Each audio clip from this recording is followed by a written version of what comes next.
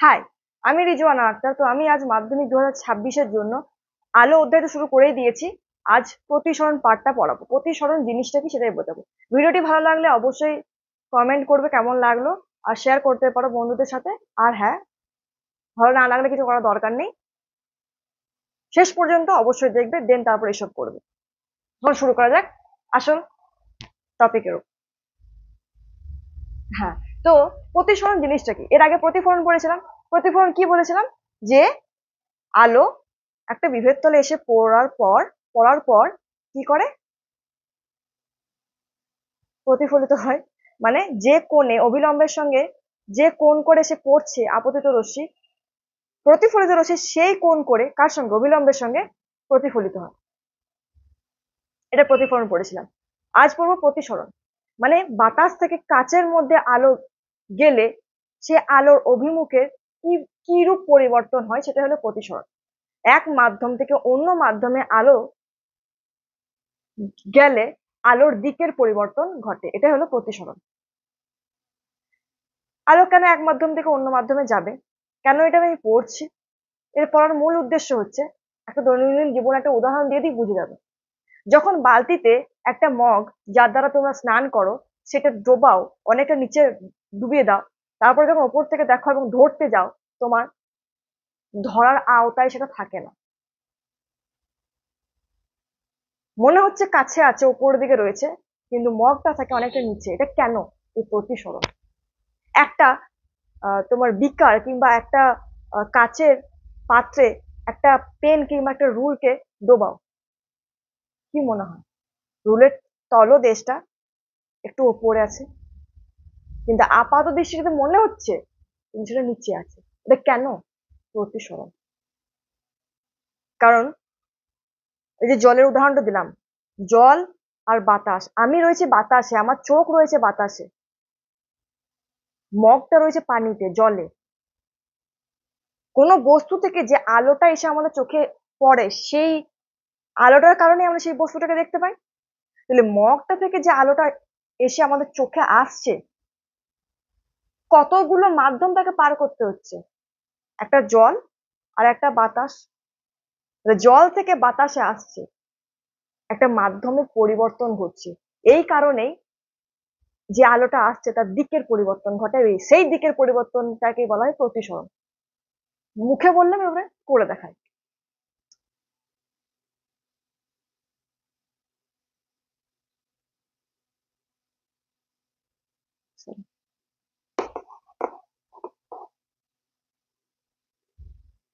এইটা ধরো জল, আর এটা ধরো বায়ু। এখান থেকে আলো এসে পড়ছে এখানে, এই বিন্দুতে পড়লো, এই বিন্দুতে আমি একটা অভিলম্ব অঙ্কন করবো, একবার প্রতিফলনের মতোই। এটা হলো আপতন কোণ। আপতিত রশ্মি অবিলম্বের সঙ্গে যে কোণ করে তাকে আপতন কোণ বলা হয়। এবার এই মাধ্যমে প্রবেশ করবে। এই কাজটা যদি না থাক, জলটা যদি না থাকতো তাহলে কি হতো? এই সোজা পথে এভাবে চলে আসতো। কিন্তু যেহেতু জল আছে, একে অন্য একটা মাধ্যম পার করতে হচ্ছে, এই সোজা পথে না গিয়ে এর দিকের পরিবর্তন ঘটবে। এবার প্রশ্ন, এই দিকে যাবে না এই দিকে যাবে? এর উত্তর হচ্ছে এই দিকে আসবে, কারণ এটা লঘু মাধ্যম। লঘু মানে পাতলা, ঘন মাধ্যম। আর ঘন মানে ঘন, বুঝতে পারছো? তো লঘু থেকে ঘনটা যখন আসে তখন অবিলম্বে দিকে সরে আসে এই আলোক রশ্মিটা। যদি এটা এটা ঘন এটা লঘু হতো তাহলে কি হতো? এইদিকে যাওয়ার কথা ছিল, এইদিকে না গিয়ে এইদিকে দিকে যেত। একটা ছোট্ট উদাহরণ দিই মনে রাখার জন্য, গল্পের মতো। লঘু মানে ভেবে নাও একটা ট্রেন যেখানে প্যাসেঞ্জার বা যাত্রীর সংখ্যা কম, তুমি আরামসে যাতায়াত করতে পারছো। ঘন মানে ভেবে নাও একটা ট্রেন যেখানে প্রচুর প্যাসেঞ্জার, প্রচুর যাত্রী, তোমাকে ঠেসাঠেসি করে চলাফেরা করতে হবে। সেই কারণে বলছে ঘন মাধ্যমে অবিলম্বে দিকে সরে আসে, একটু চিপকুটাই, চিপকা চিপকি ভাবে থাকতে হয়। তো এটাই হলো মেন জিনিস। এটা আমাকে একটা স্টুডেন্ট বলেছিল, আমার আমার এক স্টুডেন্ট। ওদের ভালো লাগলো তাই আমি এটা শেয়ার করলাম। আচ্ছা, তো লঘু থেকে ঘন হলে এটা হয়, আর ঘন থেকে লঘু হলে হতে হবে। এবার প্রশ্ন, প্রতিসরণ কোন কোনটা? অবিলম্ব দেখবো আর প্রতিসৃত রশ্মি দেখবো। এটা হলো প্রতিসৃত রশ্মি, এটা হচ্ছে অবিলম্ব, তাহলে এটা হচ্ছে প্রতিসরণ কোন। ডান। এইটাকে বলে দিও না, আমার যে স্টুডেন্ট ছিল তার শুধু এইগুলোকে বলে দিচ্ছি, বাট ওটা নয়। এটা প্রতিসরণ কোন, এটা হচ্ছে আপতন কোন। আই সমান কি আর হবে? ওটা প্রতিফলনের ক্ষেত্রে হচ্ছিল, এক্ষেত্রে হবে না। তার কারণ এর দিকের পরিবর্তন ঘটছে, এর বিচ্যুতি ঘটছে, এর ডেভিয়েট করছে। তোমাকে পড়তে বলা হচ্ছে, তুমি পড়া না করে তুমি রিলস দেখছো, তুমি অন্য কিছু করছো, তুমি ইউটিউবে শর্টস দেখছো, তাহলে এটা হলো তোমার ডেভিয়েশন, বিচ্যুতি। তোমার পড়ার থেকে তুমি 180 ডিগ্রি ঘুরে গেলে।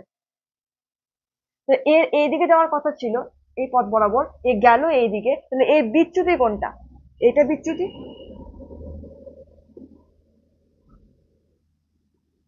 এটাকে লেখা হয় এভাবে।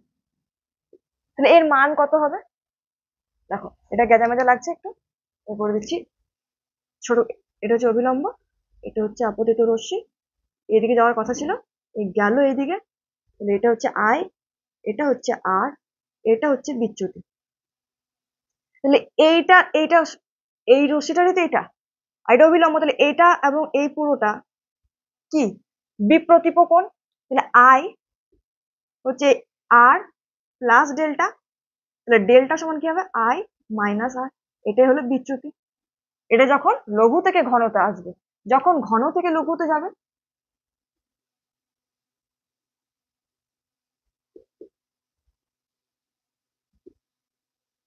যেটা আই এইদিকে যাওয়ার কথা ছিল, এই গেল এইদিকে, তাহলে এটা হচ্ছে বিপরীত কোণ। আর কোনটা? আর হচ্ছে এই পুরোটা, অবিলম্ব আর প্রতিষ্ঠিত রশ্মি। বিচ্যুতি কোনটা? এটা বিচ্যুতি। তাহলে এখানে কি হচ্ছে? এটা এটা হচ্ছে তোমার I, I plus delta is equal to R, এইটা প্লাস এইটা ইজিক্যাল টু পুরোটা, তাহলে ডেল্টা সমান কি হবে? আর মাইনাস আই। মাথা খাটিয়ে করলে হবে, মুখস্থ করার কোনো দরকার নাই। অমুক থেকে অমুক গেলে আই মাইনাস আর হবে, তমুক থেকে তমুক হলে আর মাইনাস আই হবে, কোনো দরকার নেই মুখস্থ করা। ঘন থেকে লঘু যাচ্ছে, লঘু থেকে ঘন, ছবি এঁকে নেবো, কোনগুলো দেখে নেবো, কোনগুলো দেখে নেওয়ার পর কোন দুটো কোণকে যোগ করে বড় কোণটা আসছে সেটা দেখে নিলে আমরা বার করে নিতে পারবো চ্যুতি কোণ বা বিচ্যুতি কোণ বা ডেভিয়েট অ্যাঙ্গেল কত। বোঝাতে পারলাম প্রতিসরণ জিনিসটা কি? প্রতিসরাঙ্ক জিনিসটা কি? আমরা যে বাংলা ভাষায় বলছি এটা ঘন, এটা লঘু, ফিজিক্সের ভাষায় বলা যায় এর প্রতিসরাঙ্ক কম, এর প্রতিসরাঙ্ক বেশি। এ বেশি ঘন মানে এর প্রতিসরাঙ্ক বেশি, এ বেশি লঘু, এর প্রতিসরাঙ্ক কম। এটাই হলো প্রতিসরাঙ্ক, এর বেশি কিচ্ছু নয়। ঘনত্ব, আলোকীয় ঘনত্ব কত, এটাকে আমরা প্রতিসরাঙ্ক দিয়ে চিহ্নিত করি বা বলি। বেশ, তো প্রতিসরণ জিনিসটা কি বোঝা গেল? আচ্ছা, ডেভিয়েশন বোঝা গেল। এবার প্রতিসরণের দুটো সূত্র আছে। প্রথম সূত্র হচ্ছে আপতিত রশ্মি, প্রতিসৃত রশ্মি, আপতন বিন্দুতে অঙ্কিত অভিলম্ব একই সমতলে থাকে। ঠিক প্রতিফলনের সূত্রটার মতোই বুঝিয়েছিলাম ওখানে, তো ওইরকমই। একই সমতলে মানে একটা প্লেনে আঁকতে পারছি, যদি আঁকতে না পারতাম সেটা সমতল হতো না। এটা কি একটা প্লেন, একটা সমতল। দ্বিতীয় সূত্র হচ্ছে স্নেলের সূত্র, যেটা যেটা বলা হয় আপতন কোণের সাইন বাই প্রতিসরণ কোণের সাইন, মানে এই আপতন কোণের সাইন এবং প্রতিসরণ কোণের সাইনের অনুপাত সর্বদা ধ্রুবক থাকে। এটা স্নেলের সূত্র। তিনি বলেছিলেন, তিনি প্রমাণ করে তিনি দেখেছিলেন যে এর এর সাইন আর এর সাইন ধ্রুবক থাকে। এটা হলো দুটো, প্রথম এবং দ্বিতীয় সূত্র হয়ে গেল। এবার এই প্রতিসরাঙ্ক যেটা বললাম সেটাকে লেখা হয় মিউ দিয়ে, এটাকে মিউ বলা হয়, মিউ, মিউ দিয়ে। তাহলে এই লঘু মাধ্যমে একটা মিউ থাকবে মিউ ওয়ান, ঘন মাধ্যমে একটা মিউ থাকবে মিউ টু।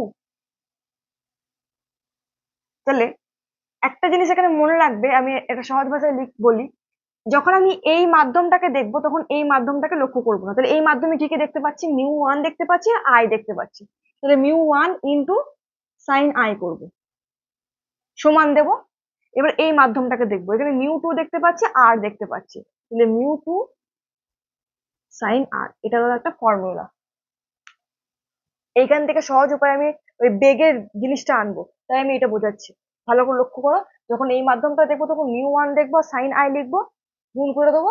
যখন এই মাধ্যমটা দেখবো তখন মিউ টু দেখছি আর সাইন আর দেখছি, গুণ করে দেবো, সমান করে দেবো। এটা হলো mu one sine I is equal to mu two sine R. এখান থেকে কি পাচ্ছি?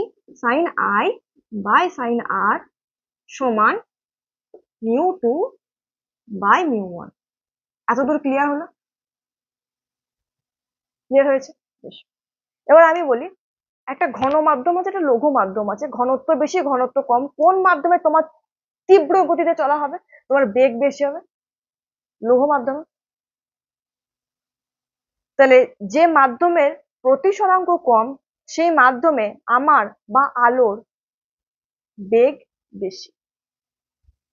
তাহলে মিউ বেগের সাথে ব্যস্তানুপাতিক সম্পর্কে রয়েছে। প্রতিসরাঙ্ক বাড়লে বেগ কমবে, প্রতিসরাঙ্ক কম।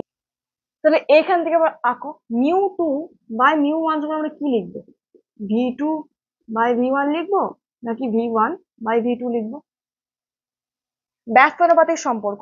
তাহলে মিউ 2, ধরো আমি বলে দিয়েছি mu 2 is greater than to mu 1। দ্বিতীয় মাধ্যমের প্রতিসরাঙ্ক প্রথম মাধ্যম অপেক্ষা বেশি। তাহলে দ্বিতীয় মাধ্যমে আলোর বেগ কি হবে? কম হবে। কম হবে তো, বুঝতে পারছো? দ্বিতীয় মাধ্যমে আলোর বেগ কম হবে, আর প্রথম মাধ্যমে আলোর বেগ বেশি হবে। ওপরে বেশি নিচে কম, বেশি বাই কম। এই সমান করতে গেলে বেশি বাই কমই করতে হবে। তাহলে এটা বেশি, এটা যদি বেশি হয় তাহলে V1 বেশি হবে V2 থেকে, তাহলে এইটাও বেশি। তাহলে মিউ 2 বাই মিউ 1 সমান এইটা হবে না, এইটা হবে V1 বাই V2। তাহলে সাইন আই বা সাইন আর সমান আমরা লিখতে পারবো V1 বাই V2। মানে প্রথম মাধ্যমে আলোর গতিবেগ বা দ্বিতীয় মাধ্যমে আলোর গতিবেগ। আমি এখানে ছবিটা আঁকি আরেকবার।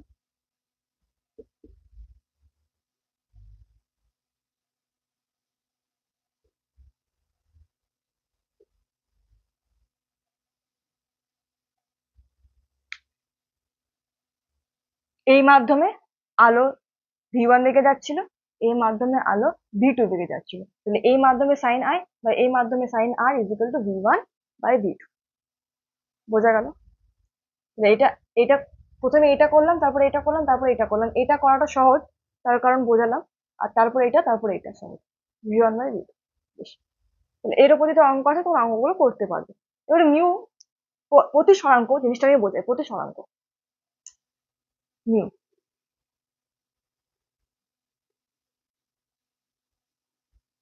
এটার মানে কি? যে নিচে রয়েছে সে দেখছে এককে, দ্বিতীয় মাধ্যমের সাপেক্ষে প্রথম মাধ্যমের প্রতিসরাঙ্ক। মানে আমি ধরো দ্বিতীয় মাধ্যম, তুমি হচ্ছে প্রথম মাধ্যম, আমি তোমাকে দেখছি, যে কল্পনা করছি তুমি আমার থেকে কত ঘন। তাহলে এ এর সাপেক্ষে এ কতটা ঘন সেটা আমাকে জানতে হবে। এটা হবে মিউ 1 বাই মিউ 2। তাহলে এটা হচ্ছে দ্বিতীয় মাধ্যমের সাপেক্ষে প্রথম মাধ্যমের প্রতিসরাঙ্ক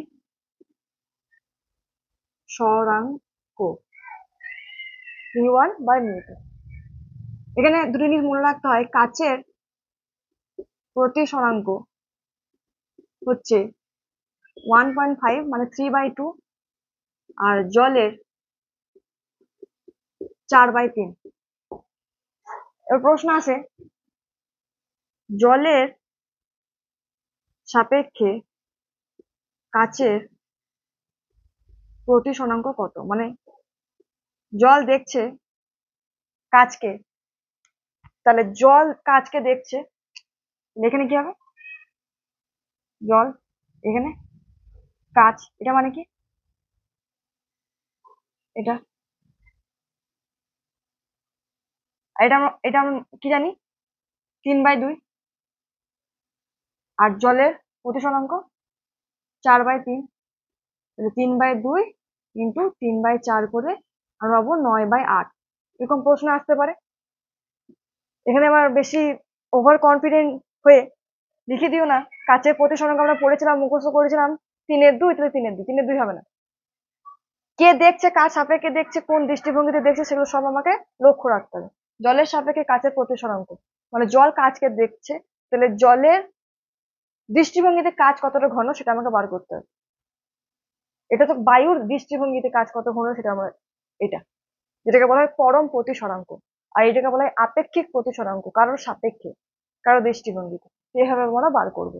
নিচে যেটা থাকবে সেটা হলো জল, এই জেলাস ফিল করছে, ওদের তাকিয়ে রয়েছে, নিচে রয়েছে, আর এই ওপরে রয়েছে। এভাবে এটা হলো পরম প্রতিসরাঙ্ক হচ্ছে এটা, যেটা বায়ুর সাপেক্ষে কোনো মাধ্যমের প্রতিসরাঙ্ক, যেটা মুখস্থ করতে 3/2 আর 4/3। আর এমনি আপেক্ষিক প্রতিসরাঙ্ক মানে অন্য কোনো মাধ্যমের সাপেক্ষে অন্য কোনো মাধ্যমের প্রতিসরাঙ্কটাকে এভাবে বলবো। এভাবে অঙ্ক আসে অনেক, সে অঙ্কগুলো করতে পারবে। এছাড়া আরেকটা অঙ্ক আসতে পারে যে তোমাকে বলে দিল জলের সাপেক্ষে কাচের প্রতিসরাঙ্ক এত, দিয়ে বলেছে তোমার কাচের মধ্যে জলের মধ্যে আলোর গতিবেগ এত, কাচের মধ্যে আলোর গতিবেগ কত হবে? তাহলে কি হবে? আমরা জানি μ1/μ2 সমান কি v2/v1, যেহেতু ব্যস্তানুপাতিক সম্পর্ক। এইটা যদি জানি, এটা যদি জানি, এটা যদি জানি, এটা বার করতে পারবো। অঙ্ক এখন করাচ্ছি না, অঙ্ক পরে করাবো। বেশ।